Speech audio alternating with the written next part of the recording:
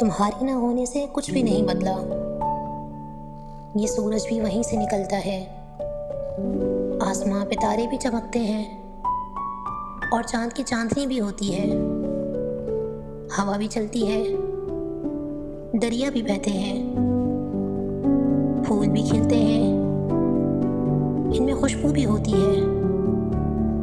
लेकिन न जाने क्यों तुम्हारे न होने से हर चीज़ अधूरी सी लगती है।